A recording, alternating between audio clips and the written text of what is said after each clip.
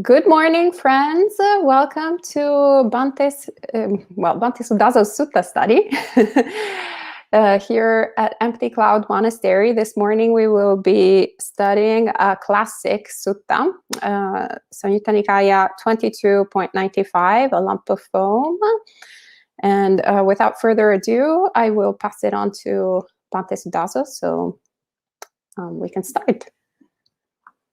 Okay, so we'll start by paying homage to the Buddhas. Namo tassa bhagavato arahato samma sambuddhassa. Namo tassa bhagavato arahato samma sambuddhassa.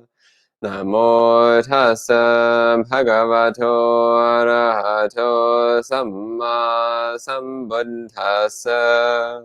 Buddhang dhammang sanghang namasami. Good morning. So as mentioned, today we'll be looking at Samyutta Nikaya 22.95, the Penapindupama Sutta. Translated here as the simile of the lump of foam. So, of course, this is one of my favorite suttas. And again, this is one of the classics. This is a really well-known sutta, both in the Theravada world and also outside of the Theravada world, so in Mahayana Buddhism as well. This sutta is quite well-known because in this, the Buddha gives 5 very clear and poignant similes for understanding the emptiness of mind and body, for understanding the empty nature of every component of our personal experience. So, as usual, I'll read through the sutta and periodically give some explanations. Then I'll take any questions you have at the end. So the sutta begins. On one occasion, the Blessed One was living at Ayodhya on the bank of the Ganges River. There he addressed the monks.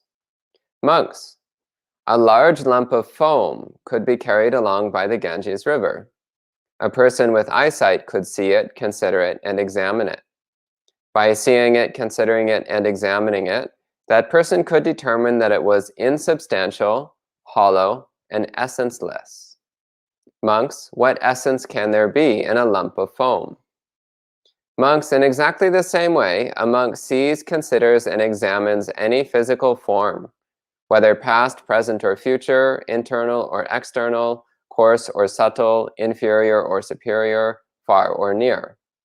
By seeing it, considering it, and examining it, one determines that it is insubstantial, hollow, and essenceless. Monks, what essence can there be in physical forms? So this is the first of the 5 similes that the Buddha gives. So he's talking here about physical objects. So the word rupa also means your body. So our body is the physical object which we tend to be the most personally interested in. But rupa also refers to any kind of physical object. So whether it's a cushion or a wall or a tree or a stone or a star or anything, any physical object can be called a rupa. So the Buddha here he's analogizing it to a lump of foam. So what is a lump of foam? Well, it's mostly air. There's only an extremely thin layer on the outer surface of a lump of foam, which seems to have any substance to it. But when you pay closer attention to it, you realize that there's not really any substance to it at all. Like if you have a bunch of soap bubbles and you grab them in your hand, there's nothing there. There's no solid, persistent core to it. You can see that there's not anything of substance there. So a lump of foam is something which at first glance might look like a solid object. So again, he gives this example. They're sitting by the Ganges River, and he says, well, if you look at this Ganges River, you might see a large lump of foam being carried along. So when you see a large lump of foam, it looks like a white object floating on the surface of the river. But on closer examination, you realize there's not really anything there. So the Buddha says that physical objects are exactly the same way. Physical objects look like solid things. They look like solid, substantial objects. But if we look closely at them with wisdom, then we see that they're insubstantial. We see that there's not really anything here. And there's a number of ways that we can approach this through meditation practice. One of the most direct ways of approaching this is through cultivating the perception of impermanence. So paying very close attention to our bodies, so practicing mindfulness of the body. And once our mindfulness and concentration are very strong, then we observe the constant arising and ceasing of physical sensation. We observe the constant coming and going of the body. We observe how physical phenomena arise and cease in every moment. And we start to realize that there's not really anything here. It's like an illusion. It's like a mirage. It's like a ghost. There's not really anything of substance here. Another interesting thing about the simile, so a lump of foam, what happens when you try to grasp a lump of foam? It disappears. Because there's never anything there that you could hold on to in the first place. This also is very relevant to the Buddha's teaching, since the Buddha is constantly talking about non-grasping. So not trying to grab hold of anything, because ultimately nothing whatsoever can be held onto. Nothing whatsoever is capable of being grasped. So this is one of the deep ironies of dukkha, is that we're constantly grasping at things when there's actually nothing whatsoever that is capable of being grasped. So this process of trying to latch hold of something or anything to hold on to is utterly futile right from the beginning. And it's also painful. So the process of grasping is both futile and painful, and yet we keep doing it every single moment of our lives. It would be hilarious if it wasn't so painful. So this is what we're caught in. We're caught in this constant absurdity of trying to grab hold of a lump of foam as though it was something solid and real. The second simile that he gives, so the Buddha says, monks, when it is raining in autumn and large raindrops are falling on the water, a water bubble might arise and vanish. A person with eyesight could see it, consider it, and examine it. By seeing it, considering it, and examining it, that person could determine that it was insubstantial, hollow, and essenceless. Monks, what essence could there be in a water bubble? Monks, in exactly the same way, a monk sees, considers, and examines any feeling. That's Vedana in Pali. Whether past, present, or future, internal or external, coarse or subtle, inferior or superior, far or near. By seeing it, considering it, and examining it, one determines that it is insubstantial, hollow, and essenceless. Monks, what essence can there be in feelings? So this is the second of the 5 khandhas, the 5 components of being. So Vedana is the pleasant, unpleasant, or neutral character of any experience that we have. So this is a mental phenomenon. It's something that happens in the mind. So for example, you have a physical sensation. For example, the sensation of the air. The air itself is not pleasant, unpleasant, or neutral. The sensation of air is not pleasant, unpleasant, or neutral. However, if the air feels too hot for you or too cold for you, then you might perceive it as unpleasant. If it feels just right, then you might perceive it as neutral. If the air is cool when your body is hot, then it will feel pleasant.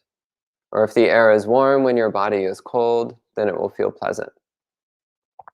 So the air itself is not pleasant, unpleasant, or neutral. And the physical data of that experience is not pleasant, unpleasant, or neutral. It's the mind that decides it's pleasant, unpleasant, or neutral. So it's the mind placing a judgment on a physical sensation. This is what Vedana is. It's the mind evaluating whether it likes, dislikes, or has no particular strong reaction to a sensation. And so the simile the Buddha gives is like when a raindrop falls on the water and produces this brief splash. So what's the nature of this simile? So the raindrop falling on the water, so that's like a sensation contacting the mind. So a sensation is something very fleeting, very quick. And it produces this brief splash, which is then gone almost instantaneously, almost immediately. It's gone. So that's also the nature of Vedana, is that it's constantly happening, rapid fire, every moment. It's just splash, splash, splash, splash, splash. This constant impact on the mind of a sensation which we perceive as pleasant or as unpleasant or as neutral. There's another wonderful simile the Buddha gives elsewhere of a flayed cow. So a cow whose skin has been completely cut off so that its raw flesh is exposed to the air. And insects are constantly biting at it. This is another simile he gives for Vedana. So Vedana is like the flayed cow that's being constantly bitten by insects. Not a particularly pleasant metaphor. But it's communicating how Vedana has this kind of like rapid fire, almost irritating quality to it. And here, with the image of the raindrops falling on water, what the Buddha is emphasizing is the incredibly ephemeral, short-lived quality of Vedana. How it produces just this brief little splash in the mind, and then it's gone. So there's not really anything there that you can hold on to. There's not really anything substantial or anything important or anything significant. And yet we make such a big deal out of it. So, for example, you might be having a really nice lunch. Maybe one of our neighbors, who's a really good cook, comes over and prepares a fabulous, fabulous feast with garden vegetables, and you're eating it, and you're like, oh, this is so amazing. This is so wonderful. Splash, splash, splash. It just appears and disappears just like that. And within a very short period of time, that barrage of sensation is over. You can't eat forever. You can only eat for a few minutes, and then you have to stop, or else you'll start getting sick. It actually becomes very unpleasant.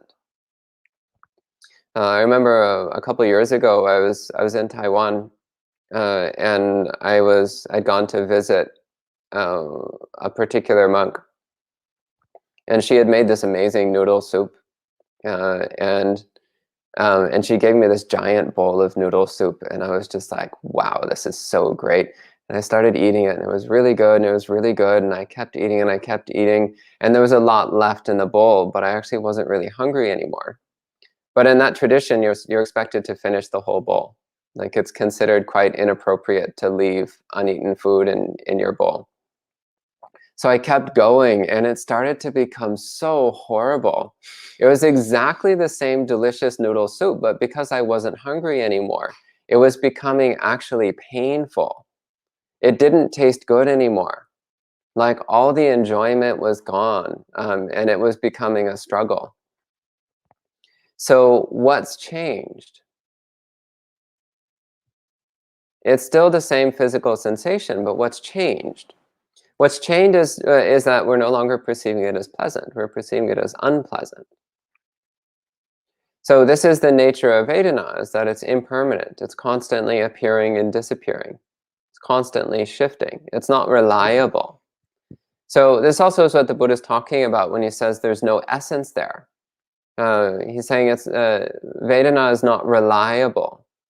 Something can be wonderful one moment and then terrible the next moment.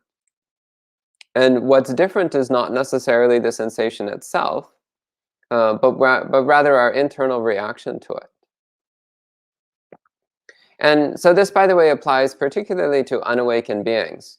because elsewhere in the suttas, the Buddha mentions that one of the characteristics of an awakened being is that they can perceive, if they choose to, they can perceive the pleasant as unpleasant, they can perceive the unpleasant as pleasant, or they can go beyond pleasant and unpleasant entirely. So the irritating or unreliable nature of Vedana is only a problem for the unenlightened mind, for those of us who make such a big deal about pleasant and unpleasant. Then the third simile the Buddha gives, he says, monks, in the last month of summer, when it's really hot, in other words, a wavering mirage might appear at midday. A person with eyesight could see it, consider it, and examine it. By seeing it, considering it, and examining it, that person could determine that it was insubstantial, hollow, and essenceless. Monks, what essence could there be in a mirage? Monks, in exactly the same way, a monk sees, considers, and examines any perception, whether past, present, or future, internal or external, coarse or subtle, inferior or superior, far or near. By seeing it, considering it, and examining it, one determines that it is insubstantial, hollow, and essenceless. Monks, what essence can there be in perceptions? So perception here is sanya. So sanya also has the meaning of memory, by the way, or identification or recognition. So perception is one of the more common translations of sanya, but we should keep in mind it also has these other meanings. So recognition or identification. So sanya is the internal process through which we identify and label our experiences. So for example, when you see something, initially you're just getting this chaotic blob of visual data. It doesn't actually mean anything. It's just this messy conglomeration of data. Sanya is what sifts through that data and then decides, oh, I am looking at a red meditation cushion. Oh, I am looking at a bookshelf. I am looking at a person wearing a black shirt. Like the mind creates a label for things. So this is sanya. The problem is that sanya is usually distorted because the mind is also sifting through its memories and ideas and concepts and creating some concept of what it thinks it's experiencing. And then projecting that experience onto the reality of it. So a very common example of this is when something first comes into your peripheral vision. When it first comes into your peripheral vision, you can't see it clearly. So you're seeing it just out of the corner of your eye, where your eyesight, your vision is extremely weak and vague. So often what happens is that your sanya will project an image of what it thinks it's seeing. So something comes into the corner of your eye and you think, oh, that's a person. It's like, oh, that's Bhante Sumita coming into the room. But then you turn and look more closely and you're like, no, that wasn't Bhante Sumita at all. That was Ayasoma. Or, oh, it wasn't even Ayasoma, it was Stan, the cat. So the mind generates an image of what it's expecting to see, rather than just seeing whatever's actually there. The problem is this isn't just happening in our peripheral vision. It's happening in our entire sensory sphere all the time. So we're constantly projecting what we think we're seeing. We're constantly projecting what we think we're hearing, what we think we're smelling, what we think we're tasting, which is not necessarily what we're actually seeing, hearing, smelling, tasting, touching. There's been many studies in psychology which have confirmed this.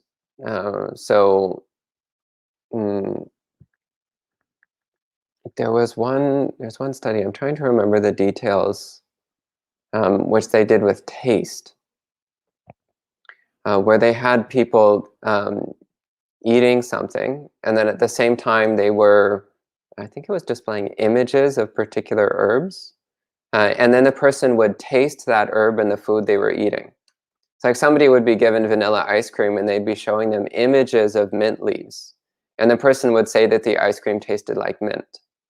But in actuality, there was no mint flavoring in the ice cream. Their mind was projecting that illusory taste based upon the concept or the idea that was forming in the mind. Of course, there's many other examples of how we project sensory distortions into our sensory field based upon what we're expecting. Another really common example that's often given of this is car accidents. So car accidents are these very quick, chaotic events. And then afterwards, when eyewitness reports are collected, the eyewitness reports are often dramatically different from each other. So in theory, everybody is seeing the same thing. But in actuality, each person reports dramatically different versions. Like saying, oh, well, the driver was wearing a red shirt. No, the driver was wearing a blue shirt. No, the driver was wearing a yellow shirt. And it's like, oh, it was a white car that ran the red light. No, it was a green car that ran the red light. No, it was a black car that ran the red light. Like everybody has their own version of the event. And this is because each person has their own distorted sanya, their own distorted concept of reality. And it's their concept that they're experiencing rather than the reality itself. So the metaphor the Buddha uses, the metaphor of the mirage, is quite apt, because what is a mirage? A mirage is when we have a visual experience and we misinterpret it. One of the most common forms of mirage, and again, usually this happens on a hot day, you look out at the road and it looks like there's a puddle of water on the road. But then when you get closer to it, the water vanishes. And you realize there never was any water on the road. Just from a distance, there was this illusion, this mirage. So you actually were receiving some kind of visual data, and your mind decided that it was seeing a puddle of water. So that's what it saw. Until eventually you got enough visual data that your mind could no longer convince itself it was seeing water. So this is a simple example of a mirage, one which is very common.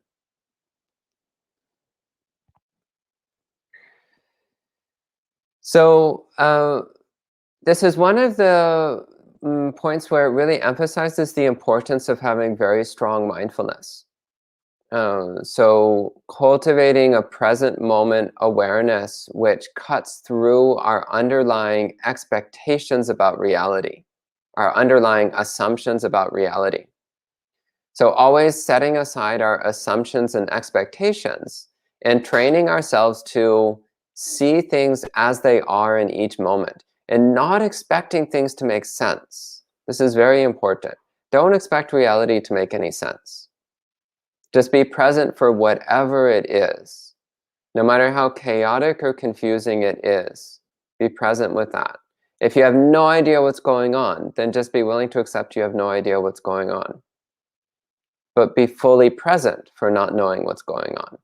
Be fully present with whatever sensory data you're receiving.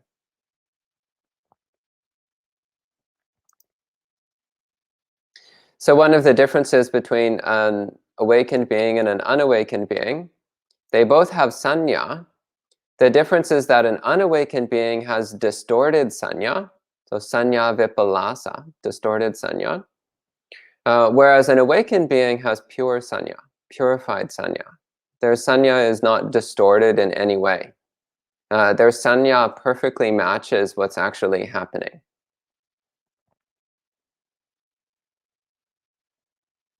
Then the next simile the Buddha gives, so this is the fourth one.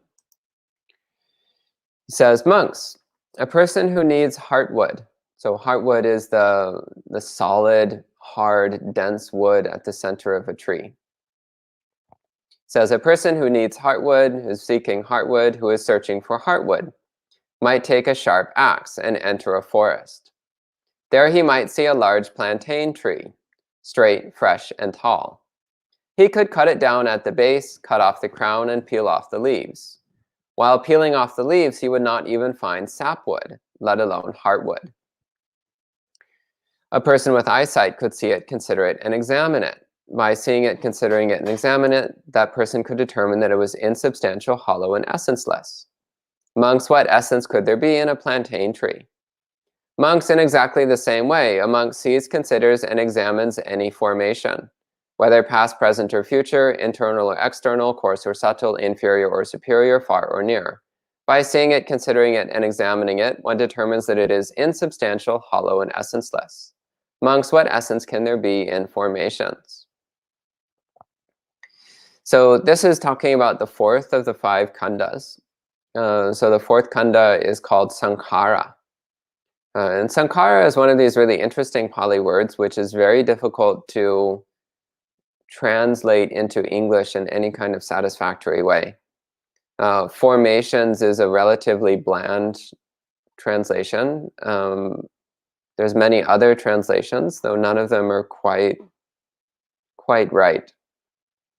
Formations is okay. Constructions is another interesting one. Constructs. Conditional phenomena is a mouthful, but actually very precise. Conditional phenomenon is probably the most accurate English translation I'm currently aware of, but it's a little clunky and awkward. So sankhara, there's 2 main ways we use the word sankhara. One is in the sense of mental formations, mental phenomena, such as thoughts and emotions. The other is in a much broader sense of meaning any conditional phenomenon whatsoever. So a camera is a sankhara, a computer is a sankhara, a cushion is a sankhara, a fragrance is a sankhara, a sound is a sankhara, an idea is a sankhara, consciousness is a sankhara.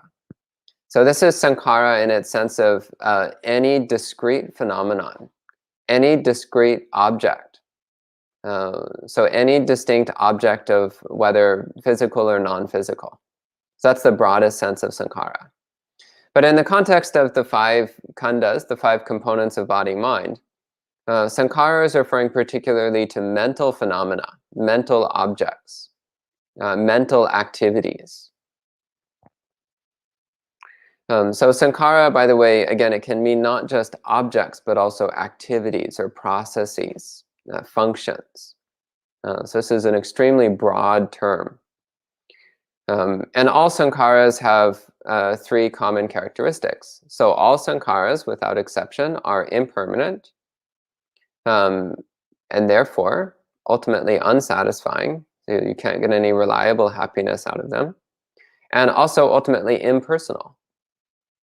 Since all sankharas are constantly changing, shifting, and vanishing, then they have no lasting essence of their own. And since our sense of self-identity persists despite the arising and ceasing of sankharas, then that means that no sankhara can ultimately be our self, can ultimately be a permanent part of our self-identity. So here he's talking particularly about sankharas in the sense of mental activities or mental objects, mental processes. And the simile he uses is of a plantain tree. I've never actually seen a plantain tree in my life. Who here has seen a plantain tree in real life? One person? Okay. So apparently a plantain tree doesn't actually have any wood in the center. It's more like a cluster of leaves that grow very densely and tightly together. So it creates the illusion of a tree, but it's actually just this tightly coiled bundle of leaves. So if you start peeling away the leaves, expecting to find a tree at the center of all those leaves, then you'll just peel away leaf after leaf after leaf until there's nothing left. So a more familiar example for those of us who grew up in countries where there's no plantain trees is an onion. So it's similar with an onion. So an onion is made of many, many layers wrapped around each other. So you peel off one layer of the onion, and you peel off the layer under that, and you peel off the layer under that, and you peel off the layer under that, and you peel off the layer under that, and there's nothing there. Eventually, you've peeled off all the layers, and you're left with nothing. There's no pit. There's no core. There's no substance underneath all those layers. So it's the same with the mind. So we look at the mind, and what do we see on the surface? On the surface, we see a bunch of thoughts and emotions and activities. And we're like, okay, let's strip off that layer. That's clearly not my true self. My true self is not all these coarse thoughts and coarse emotions and coarse activities. So we strip off that layer. And underneath that, you find a more subtle layer of mental activities and mental processes and mental objects. So you strip that off. And underneath that, you find a more subtle layer. So you strip that off. And underneath that, you find an even more subtle layer where the mind is engaging in these incredibly subtle, refined, nonverbal currents of movement. And you strip that away, and there's nothing left. The mind is silent and empty.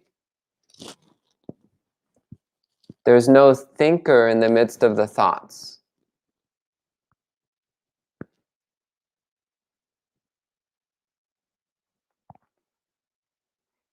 Then the final simile that the Buddha gives, the fifth simile, he says, monks, an illusionist or an apprentice illusionist, this is like a stage magician, could display an illusion at a crossroads. A person with eyesight could see it, consider it, and examine it. By seeing it, considering it, and examining it, that person could determine that it was insubstantial, hollow, and essenceless. Monks, what essence could there be in an illusion? Monks, in exactly the same way, a monk sees, considers, and examines any consciousness, whether past, present, or future, internal or external, coarse or subtle, inferior or superior, far or near. By seeing it, considering it, and examining it, one determines that it is insubstantial, hollow, and essenceless. Monks, what essence can there be in consciousness? So this is the fifth of the 5 components of being, vijnana, consciousness.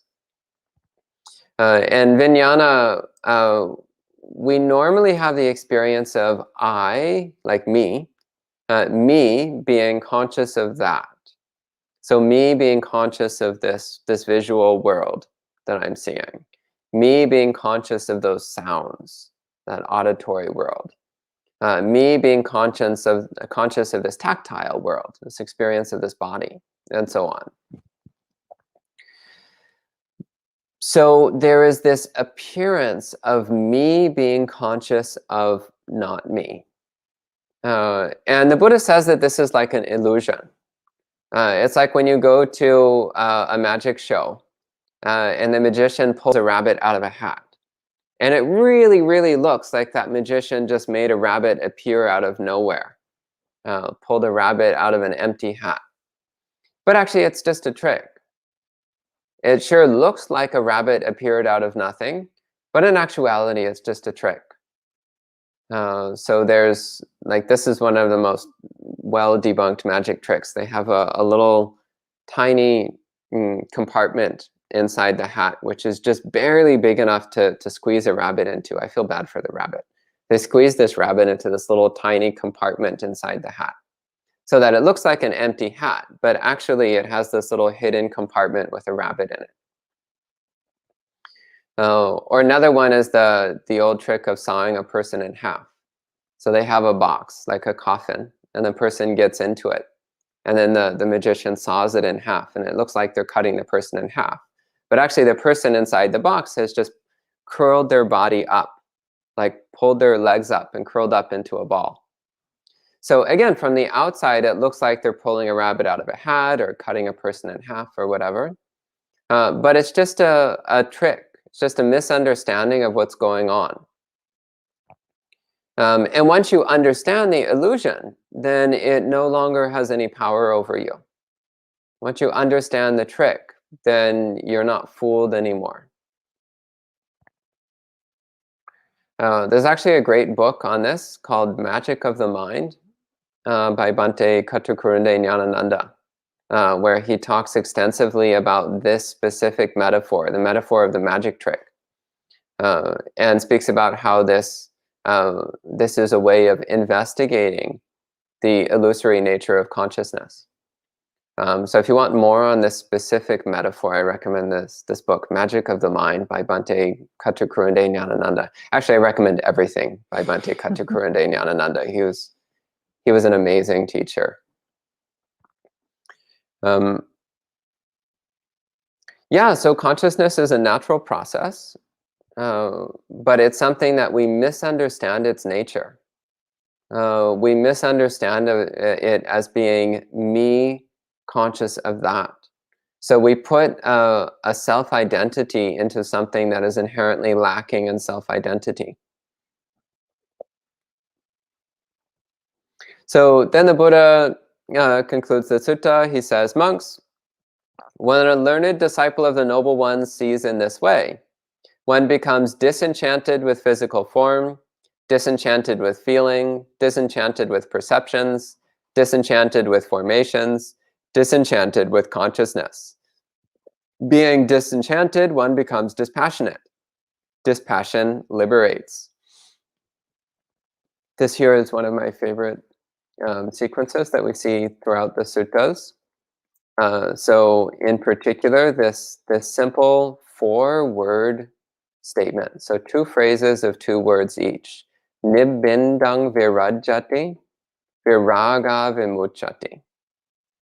Right there is actually a complete summary of Buddhist practice in 4 words. Nibbindang virajati, disenchantment, dispassions. So disenchantment produces dispassion. Viraga vimucchati, dispassion liberates. Very simple statement. So disenchantment, nibbida, is when we recognize that no happiness can be found in any conditional phenomena. Therefore, we stop looking for happiness in conditional phenomena. We recognize that our true self cannot be found in any sankhara, in any conditional phenomenon. So we stop looking. We stop trying to build any kind of self-identity based upon any conditional phenomenon. So when we lose our enchantment with sankharas, we lose our enchantment with conditional phenomena, then our passion for them fades away. We lose our lust for sankharas. We lose our interest in Indian food. We lose our interest in entertainment. We lose our interest in any kind of sensory experience. And we lose our interest also in any kind of mental phenomenon, any kind of thought or emotion or idea, any kind of self-perception. So all of it we recognize as being just as meaningless and absurd as trying to grab a lump of foam. Just as meaningless and absurd as trying to find the pit of an onion. So we stop trying. And so with dispassion, we experience liberation. Liberation from suffering and liberation from delusion. We start to come in touch with the unconditioned. When we drop all conditional phenomena, then we come in touch with the unconditioned, which is the nibbana dhatu. So the element of enlightenment. So the all-pervasive element of nibbana, which is, it's always accessible. It's never anywhere other than here and now. We just don't see it because we're so caught up with sankharas. We're so obsessed with the objects that seem to be coming and going in our experience that we completely miss the element of the unconditioned, the asankata dhatu, the nibbana dhatu, which is, it's always here. It's never anywhere else. So, and then the Buddha continues with the sequence. He says, when there is liberation, one knows liberated. This also is a very important statement. So when one attains enlightenment, one knows it. There's no hesitation or doubt whatsoever in your mind. You know exactly what happened. So there's a certain famous teacher, and I'm not going to name their name. There's a certain famous teacher who originally was Buddhist, but since has wandered off into their own domain, who had some kind of far out experience in meditation, but didn't really understand what it was. And then many, many months later, while reflecting back on it, convinced themselves that that weird experience they had had several months ago was attaining full enlightenment. But of course, this can't possibly be, because if that experience had actually been enlightenment, they would have known immediately, without the slightest shred of doubt, that it was full enlightenment. When one attains awakening, there is no doubt whatsoever that that's exactly what happened. It doesn't take several months to figure it out. You know instantaneously that you've attained awakening. And the Buddha continues, one understands, birth has been eliminated, the spiritual life has been completed, what was to be done has been done, there will be no further existence here. So this is a standard statement of an awakened being. So an awakened being recognizes that they're no longer caught in the cycle of samsara, the cycle of rebirth. They recognize that there's nothing more that needs to be done. They've reached the highest spiritual attainment. There's no further attainment beyond complete awakening. Then the Buddha ends with a poem. So as with so many of the suttas and the Samyutta Nikaya and Anguttara Nikaya, it ends with a poem. So the sutta ends with this. It says, this is what the Blessed One said. When this was said, the Sublime One, the teacher, further said this. Form is like a lump of foam. Feelings are like water bubbles. Perception is like a mirage. Formations are like plantain trees. Consciousness is like an illusion. This is what was said by the kinsman of the sun. So aditya bandhu. So aditya means the sun. Literally it means the blazing object. So the sun. Aditya bandhu is the kinsman of the sun. One of these lovely names for the Buddha. So the poem continues. One who considers in this way and wisely examines, sees that it is insubstantial and hollow. Referring to this body, it was taught by the one of abundant wisdom that when three things are lost, one sees the body abandoned. Vitality, heat, and consciousness. When the body has lost these things, then it lies discarded and insentient, food for other beings. So here he's throwing in a little mindfulness of death to keep us on our toes. This is the continuity, this illusion which deceives the foolish. It is called a murderer, and here no essence can be found. So here the Buddha is referring to another metaphor that he uses in other suttas, where he refers to the five khandhas as a murderer. So like a murderer that's constantly following us around with a raised knife, just waiting for its opportunity. And at any moment it might plunge down the knife. So in the same way, the five khandhas, if we identify ourselves as being this body, then that makes us subject to death, because when this body dies, we will think, I am dying. If we identify with anything in the mind, then that makes us subject to death, because all the phenomena of the mind are also constantly dying. So as long as we identify as something subject to death, then we will experience death. So then the last stanza of this poem says, regarding these components in this way, an energetic monk is clearly aware and mindful, whether it is day or night. One should abandon all the fetters and make a refuge for oneself. Live as though your head is on fire, intent upon the path to the deathless. So that's the end of this sutta. So maybe we can have 3 sadhus. Andamayam Dhammakataya Sadhukaram Dadamase Sadhu, sadhu, sadhu.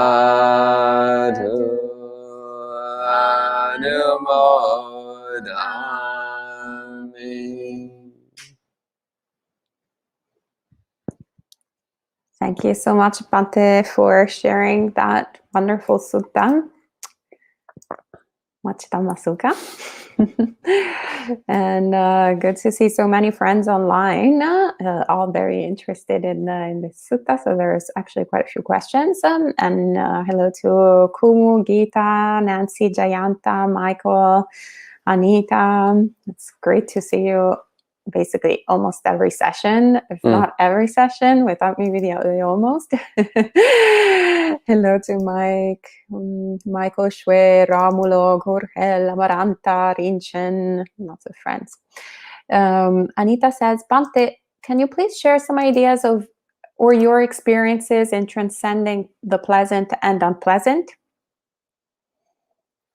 Yeah, so what I found really helpful is the attitude of curiosity.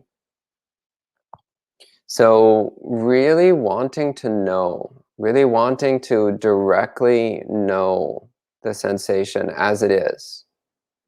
So when we're caught up in fixation on pleasantness, so when we're obsessed with the pleasantness of something, then we're not really having the experience itself. Similarly, when we're caught up in the unpleasantness of something, we're so fixated on hating it that we're not really paying attention to it. We just want to get away from it. And when we're fixated on the pleasantness of something, we're so fixated on the pleasantness that we're actually generating a false image in our mind. A clear example of this, by the way, is if you've ever fallen in love with a person, when you first fall in love with a person, they seem like the most absolutely perfect, magnificent being in the entire world. They're radiantly beautiful. Every word they speak is delightful, like honey to your ears. Like everything about them is just magnificent. And then after a few weeks, you start to see, no, actually, they've got that mole in that weird place. That's not so beautiful. And oh, they just said something really stupid. And oh, and they're always late for everything. And then you start to realize, actually, they've been that way all along. It's not like the mole just spontaneously appeared on their face after you'd known them for 3 weeks. It's not like they started being late all the time after you knew them for 3 weeks. They were always late from day one. It's not like they only started saying stupid things after 3 weeks. Like it wasn't like they had a IQ 200 for 3 weeks and it suddenly plummeted to 110. Like they always had an IQ of 110. That was the way from the beginning. What was different was that because we were so fixated on pleasantness that we were deliberately ignoring everything else. So we generated a false image in our mind of what that person was, which admittedly, it's quite enjoyable. It's just utter delusion. It has nothing to do with reality. But at some point, reality starts catching up with us, and we start to acknowledge the way things really are. So it's the same. So like recently, Ayasoma destroyed the experience of ice cream for me. I've still never recovered from this. So Ayasoma said, normally when we eat ice cream, we're so fixated on the pleasantness of it. We're so fixated on the creaminess and the sweetness. And we completely miss the fact that actually what we're doing is putting this big freezing cold lump down our throat. And how unpleasant it is to have this freezing cold lump sliding down our throat. And ever since she said that, whenever I eat ice cream, I'm just noticing I'm just putting this like freezing cold lump of goo down my throat. And now it's really hard for me to actually enjoy a bowl of ice cream. So I know I'm supposed to be grateful to her for this, but I still haven't quite been able to produce gratitude.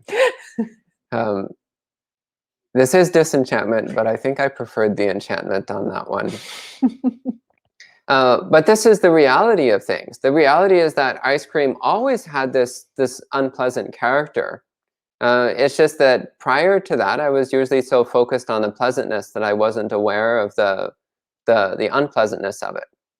But actually, the sensation of a cold lump moving down your throat, that's not inherently unpleasant either. It's just a sensation. So whatever sensation you're having, develop a mind of curiosity, just really wanting to know exactly what it is. And recognize that whenever you're caught up in any kind of obsession, whether it's obsession with pleasantness or obsession with unpleasantness, then your mind becomes biased, distorted, and narrowed, which means you're no longer able to have a clear, true perception of things as they are.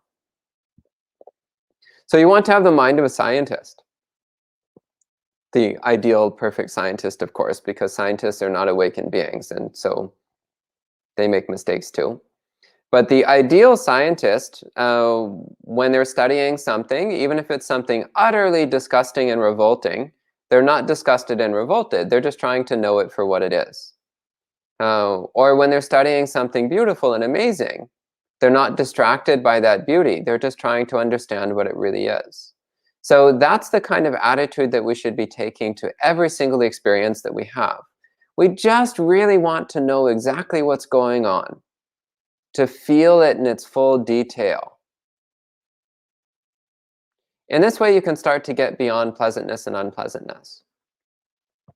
Another approach is to, when you're caught up in pleasantness, pay attention to the disturbance and agitation and discomfort of the mind.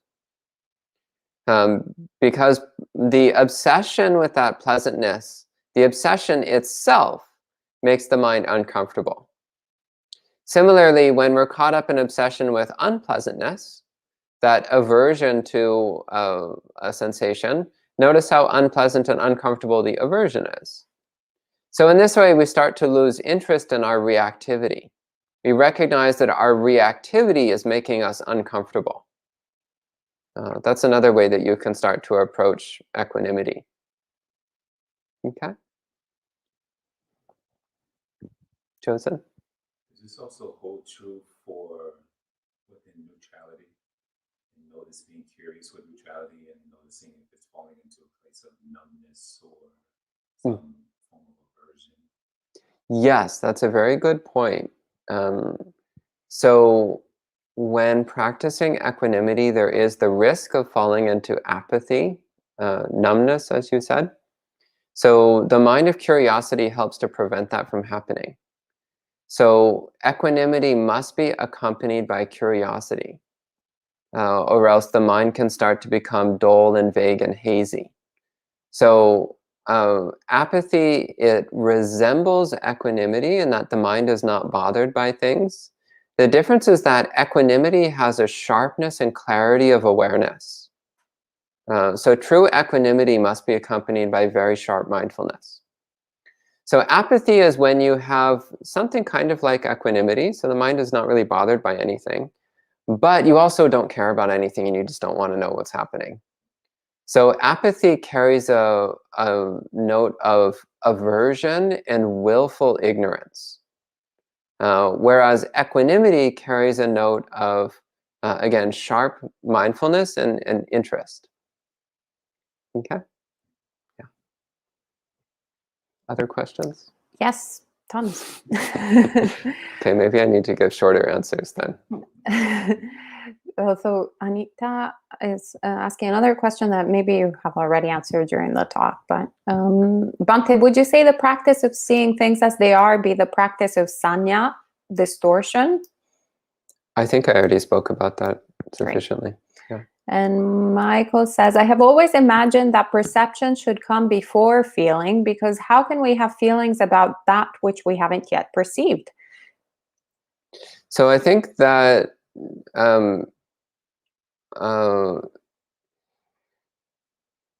the way I would relate to this is that Vedana is something very primal, whereas Sanya is something a little more complex, not quite yet intellectual, because intellectual is in the domain of Sankhara.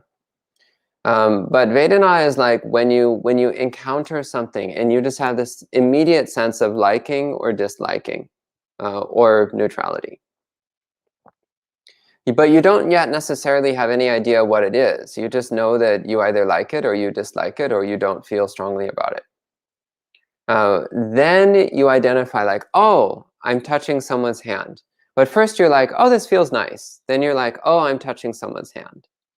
But the recognizing it as touching someone's hand comes after liking the experience. And of course, it can carry on from there.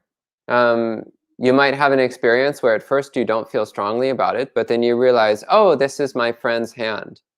And then that brings up all your associations of how much you like your friend and how you appreciate that they're comforting you or supporting you or whatever. And then that can lead to you liking the sensation.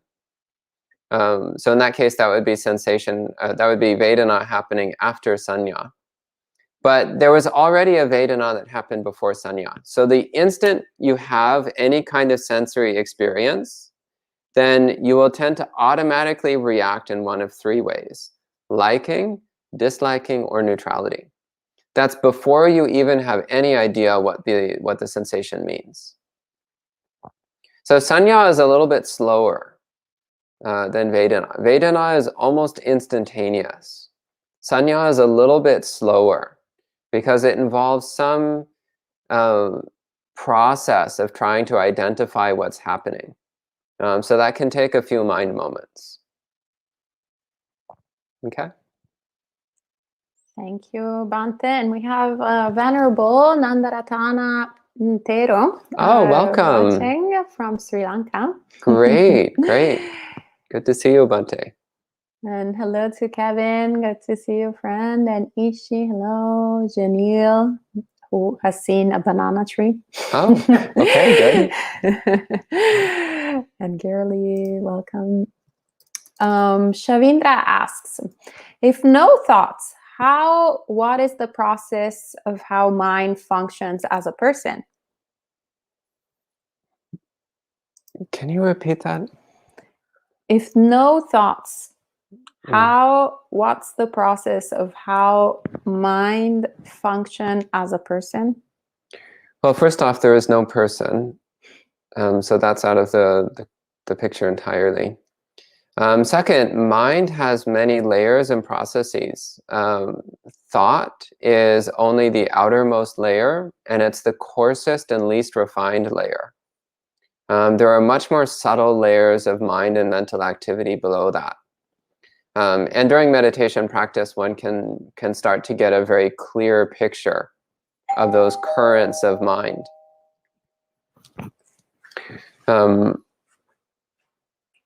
Yeah, I mean, as you practice meditation, it's usually not too long before you can start to have at least brief moments where you experience a mind free of thought, which nonetheless is clearly aware and clearly knowing. And in those moments where there's no thoughts and the mind is clear and aware, then you'll start to become, you'll start to know those deeper layers of mind, those deeper layers of mental activity. So you'll see it for yourself. Thank you, Bhante. And Michael asks, speaking about themselves in third person, Michael, who likes a simple, orderly world, likes the translation choices because it's simple and easy to imagine. It's also wrong. I make choices based on the previous three khandas. Not so great, eh? Yeah, I mean, choices as a translation for Sankara, that's very inventive, but it's not very accurate. So it's true, choices are one kind of Sankara, but that only represents one tiny fragment. Kind of like if you translate the word color. Let's imagine you're translating the word color into another language, and you translate it as green.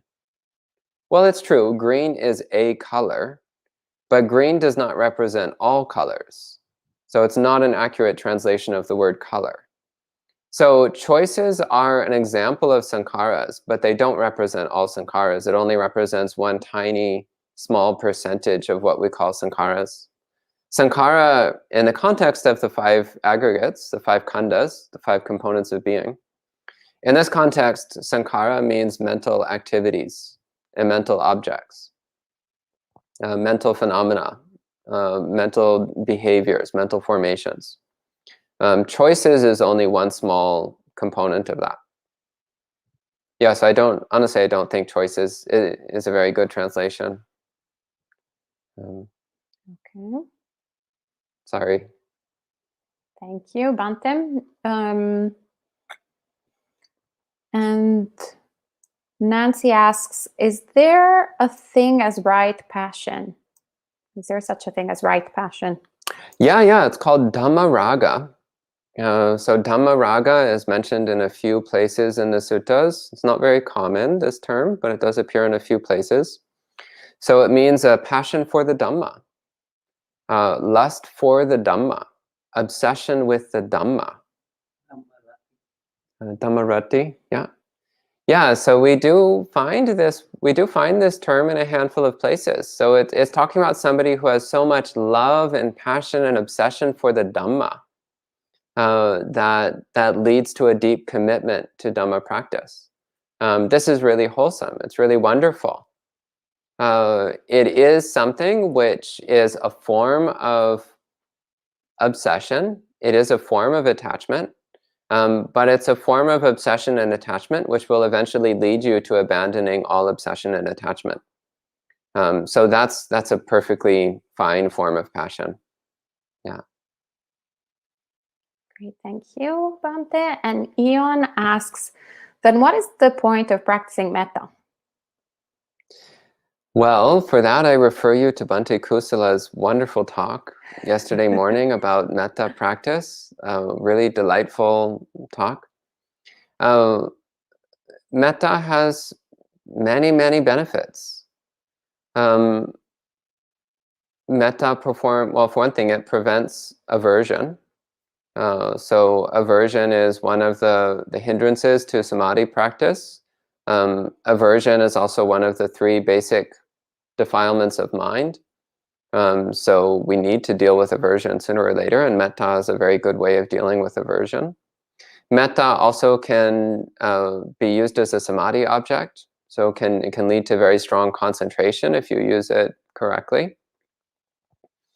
Metta also just makes you a pleasant person, so it smooths over your social interactions quite a bit. So yeah, metta is very valuable. Of course, it has no substance and no essence, but that doesn't matter. It's still valuable, still useful. Okay. Thank you, Bhante. And Michael asks, around 1965, I took off walking toward a city on one of the Iranian deserts that appeared to be more or less than 10 kilometers away. It was, in fact, well over 100 kilometers away. Actually, this was a comment, but pretty apt. Yeah, that shows you how the mind distorts its own experience of reality. To the point where you might do something like walk for 100 kilometers through a desert. I'm happy you survived. Great. And Pial asks, does this sutta basically point to emptiness? Yeah, definitely. Yeah, this whole sutta is about sunyata. The Buddha just never uses that word at any point, but that's what he's talking about here, very clearly so. There's actually a lot of suttas in the Pali Canon where the Buddha is basically talking about emptiness. He just doesn't use that word particularly often. Thank you, Bhante. And Mini asks, how to remain calm while suffering through sickness? There is nothing permanent, but since flesh hurts, so mind understands how to settle down in one's mind. I chant triple gems. Is there any sutta in which the Buddha speaks about how to face such circumstances steadfastly? Yeah, so I mean, ultimately it comes down to mindfulness and equanimity. These are your basic tools for facing actually almost any situation, but especially difficult situations with unpleasant sensations. Yeah, and physical illness, physical pain of any sort definitely fit into this category. Mindfulness and equanimity. Be clearly aware of the sensations and completely accepting of them. Recognize that this is the nature of the body. The nature of the body is to get sick from time to time. So there's no way to be free of sickness. You can also, though, reflect. So Bhante Sumita was talking about karma the other day, yesterday evening, I believe. And he also mentioned that the way to have few sicknesses is to take care of other people. Try not to hurt anyone and do your best to take care of other people and look after their needs. And that creates the karmic conditions to have few illnesses, few afflictions, few health problems. So you can also do that. To the best of your ability, practice kindness and generosity and consideration and compassion for others. And then you'll find that you might get sick less often. And even when you do get sick, it doesn't bother you as much. And also reflecting on the triple gem, as you mentioned, is really good. So recollection of Buddha, Dhamma, and Sangha bring a lot of joy and ease to the mind. Also recollection of your own goodness, your own generosity and virtue brings a lot of joy to the mind. Recollection of the devas can bring a lot of joy to the mind. Those are all valuable practices. But actually, one really, really important thing when you're sick, stop wanting to get better. Just accept this is what the body feels like right now, and that's perfectly okay. Accept that you might be sick for the rest of eternity, and that's okay. Because once you fully accept it, then you're not bothered by it anymore. Okay. Any other questions?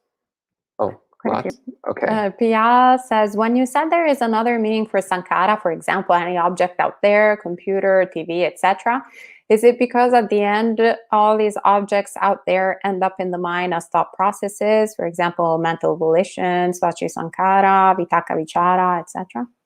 And if you want to be technical about it, absolutely everything is mind. Everything is in the mind. Everything is mind-made. Everything arises in the mind. So yeah, technically everything is a mental formation. That's technically true. But the Buddha gives the division of the 5 khandhas as a framework for investigating our experience by breaking it down into smaller, manageable pieces. But yeah, it is technically true. Everything is mind, everything is mental phenomena. That's technically true. Great. And well, the name is written in Khmer, so I will not be able to pronounce your name, but the question is in English. How to be strongly to control our mind when it is sadness? So there's a few things you can do. One is, as I mentioned earlier, to practice joyful meditation practices, such as recollection of the Buddha, the Dhamma, the Sangha, the devas, your own generosity, your own virtue.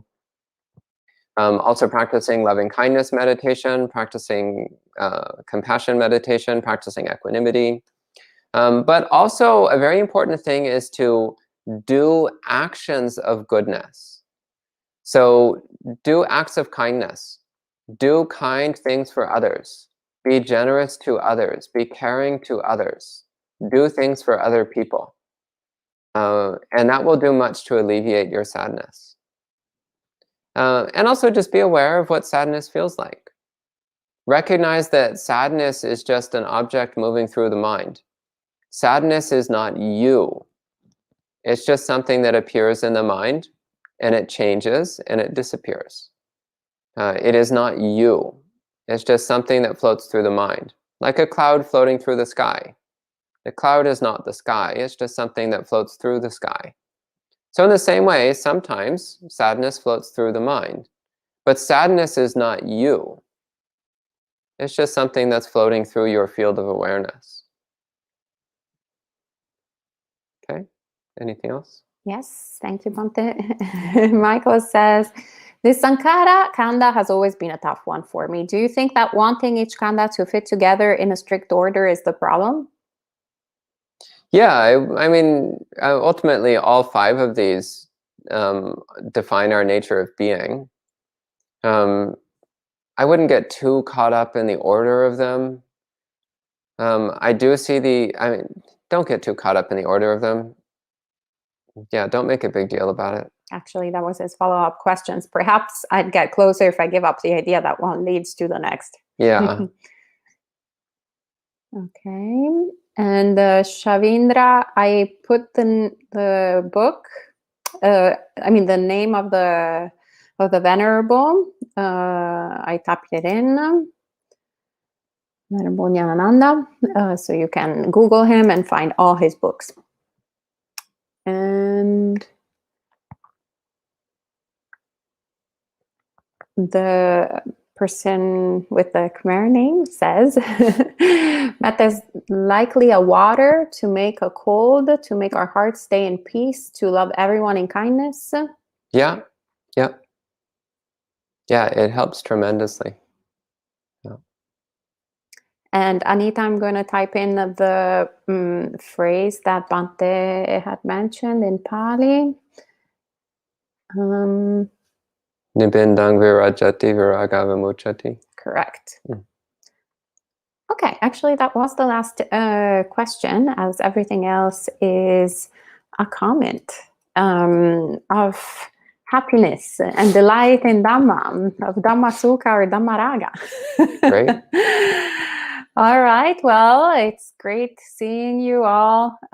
So excited about Dhamma, and so excited about this sutta. So it's wonderful to see so many different practitioners coming together first thing in the morning or first thing at night, actually, if you're on the other side of the globe, all to ask really important questions. If you have any other lingering questions, you can tune in tonight at 7:30 p.m. New York City time.